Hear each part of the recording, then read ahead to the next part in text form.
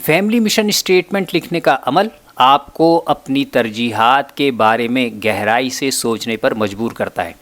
Mission statement لکھنے کا procedure اپنے خاندان کو بہتر بنانے کی بنیاد ہے۔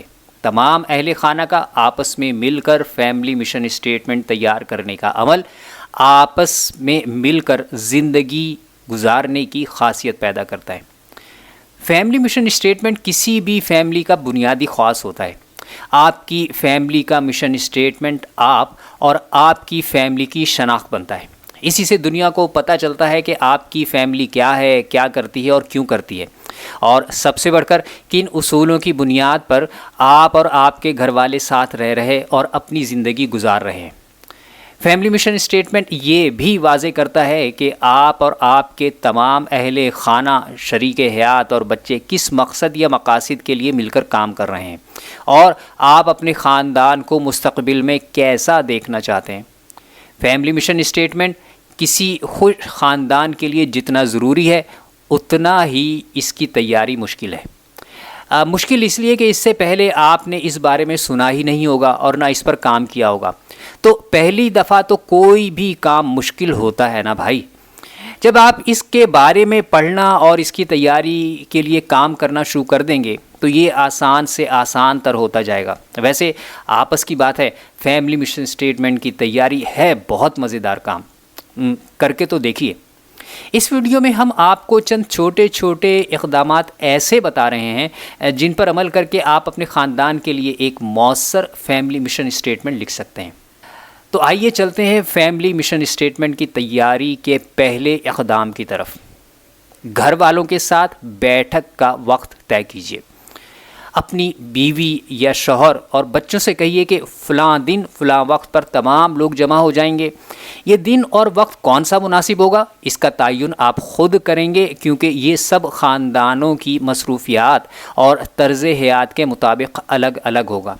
سب کو اس وقت فارغ رہنے کا پابند کر دیجئے۔ یہ بھی کہہ دیجئے کہ سب کے پاس کاغذ اور قلم ضرور ہو۔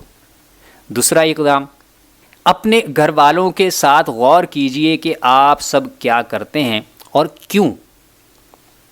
فیملی مشن اسٹیٹمنٹ تیار کرنے کے لیے یہ بہت ضروری ہے کہ ہر فرد کو اپنے بارے میں پتہ ہو۔ بچوں کے لیے مرحلہ خاصا مشکل ہوتا ہے، اس لیے آپ درج ذیل سوال پوچھ کر انہیں سوچنے میں آسانی پیدا کر سکتے ہیں۔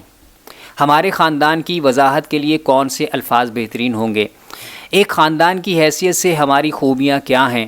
ایک خاندان کی حیثیت سے ہمارا مشترکہ مقصد کیا ہے؟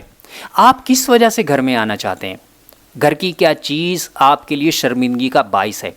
آپ اپنے خاندان کے بارے میں لوگوں کو کیا بتانا چاہیں گے؟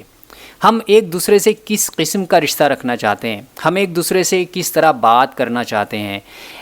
ایسی 3 چیزیں بتائیے جنہیں آپ خاندانی اقدار کے طور پر اختیار کرنا چاہیں گے۔ ہمارے خاندان میں کیا انفرادیت ہے؟ ہمارے خاندان کی 3 موجودہ اقدار کیا ہیں؟ اگلے 10 برس میں آپ بطور اس خاندان کے فرد کے کیا کرنا چاہتے ہیں؟ ان سوالوں کے جوابات لیتے ہوئے یا لکھتے ہوئے مبہم اور غیر واضح باتوں سے گریز کیجیے۔ جوابات جتنے واضح اور متوجہ ہوں گے اتنا ہی بہتر فیملی مشن اسٹیٹمنٹ تیار ہوگا۔ تیسرا اقدام، مختصر فیملی مشن اسٹیٹمنٹ لکھیے۔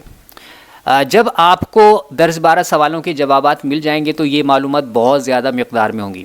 ظاہر ہے یہ تمام معلومات آپ کے فیملی مشن اسٹیٹمنٹ میں نہیں لکھی جا سکتی۔ اچھا فیملی مشن اسٹیٹمنٹ وہ ہوتا ہے جس میں ہر بات واضح اور 2 ٹوک ہو۔ اس لیے تمام جوابات پر نظر ثانی کر کے انہیں چند مختصر جملوں میں تحریر کیجیے۔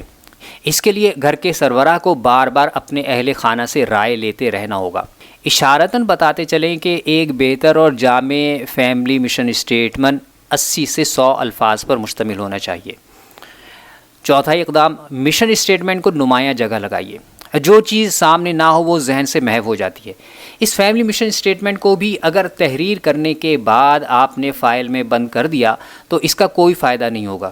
یہ سب نظروں سے اوجھل ہو جائے گا، اور اس پر عمل کرنے کے لیے، اس کی اہمیت اور افادیت سے کو ہر وقت محسوس کرتے رہنے کے لیے یہ آپ کی نظروں کے سامنے رہنا چاہیے مسلسل۔ اور اس کا طریقہ کار یہ ہے کہ آپ اسے جلی حروف میں تحریر کر کے اپنے گھر کے کسی ایسی نمایاں جگہ لگا دے جہاں بار بار دن میں کئی بار آتے جاتے سب گھر والوں کی نظریں اس پر پڑتی رہیں۔ 5واں اقدام، فیملی مشن اسٹیٹمنٹ پر نظر ثانی کرتے رہیے۔ فیملی مشن اسٹیٹمنٹ ایک بار طے کر کے اطمینان سے مت بیٹھ جائیے، یہ ایک دفعہ کا کام نہیں، بار بار کا کام ہے۔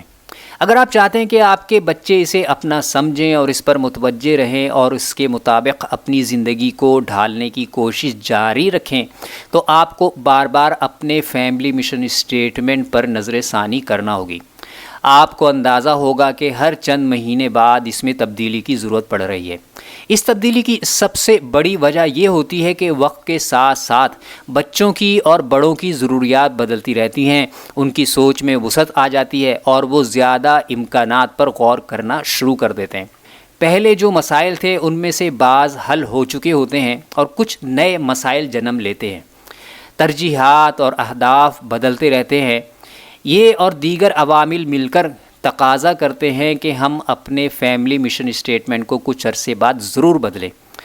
اگر آپ یہ مشق جاری رکھیں گے تو آپ دیکھیں گے کہ ہر مرتبہ نظر ثانی کے بعد آپ کا فیملی مشن اسٹیٹمنٹ پچھلی اسٹیٹمنٹ سے بہتر ہوگا۔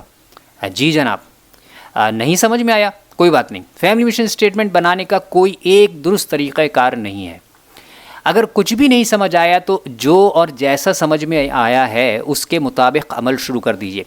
کوشش کرنے کے بعد کہیں کوئی مشکل پیش آئے تو نیچے کمنٹ میں لکھ کر اپنا یہ مسئلہ بیان کر دیجئے۔ اور حسب معمول لیکچر کے آخر میں آج کا ٹیسٹ مشق، آپ نے جو فیملی ویژن اسٹیٹمنٹ اپنی فیملی ممبرز کے ساتھ مل کر تحریر کیا ہے اسے اپنے تمام فیملی ممبرز کے ساتھ، گھر والوں کے ساتھ بیٹھ کر ڈسکس کیجئے اور اس پر ایک دوسرے کی رائے لیجئے۔